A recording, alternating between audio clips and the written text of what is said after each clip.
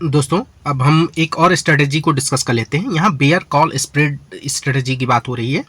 Bear का मतलब आप समझ रहे हैं मंदी से है, कॉल का मतलब है कॉल आप जाने अगर हम शॉर्ट कर रहे हैं तो मंदी होती है। तो ये और स्प्रेड एक से ज़्यादा पोजीशन अगर आपने खड़ी कर रखी है तो एक ही इंडेक्स में और एक ही एक्सपायरी में, तो इसको स्प्रेड बोलते हैं। ठीक है, तो इस तरह से कुछ होता है।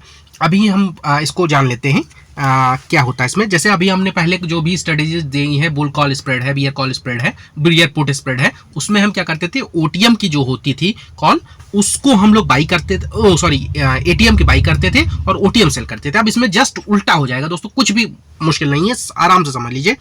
एटीएम आपका 18K चल रहा है, ठीक है, 18,000 का एटीएम चल रहा है, इसको आपको सेल करना है। क्या सेल करना है?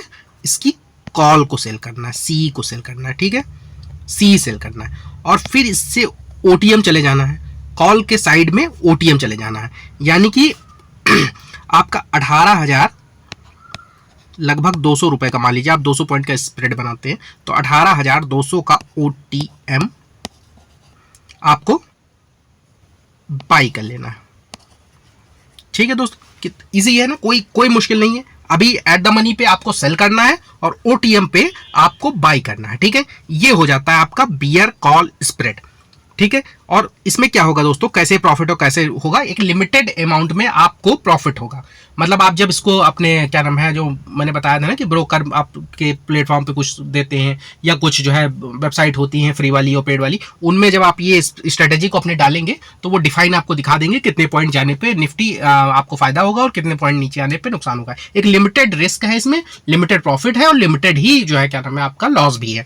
प्रॉफिट कब होगा? जब आपकी एटीएम वाली जो आपने सेल कर रखी है ये एक्सपायरी के पास आते आते जीरो हो जाएगी, तो आपका प्रॉफिट होगा। और ये तो ओटीएम आपने पहले से जीरो के लिए, आप अगर आपका व्यू सही रहा तो ये जीरो के लिए आप बेच रखे हैं।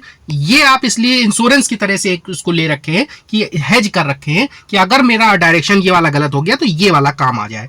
तो अगर इसका जो प्रीमियम रिसीव आपने कर रखा है उतना इसमें जो है क्या नाम है ऊपर नीचे का जो एडजस्टमेंट होता है, तो वो क्या कहते हैं, जब कंडीशन आती है तो आपका जो ओटीएम वाला है वो आपको बढ़ने लगेगा। ठीक है, अगर आप जैसे आपका व्यू क्या था, बियरिश है, आप 18,000 पे सेल कर रहे हैं, मतलब आप समझ रहे हैं कि 18,000 से नीचे मार्केट रहेगा, लेकिन यहाँ क्या होता है कि 18,100 पहुंच जाता है, तो आपने 100 रुपया प्रीमियम बाई कर रखा था, तो 100 रुपया प्रीमियम 18,100 तक तो आप सेफ हैं।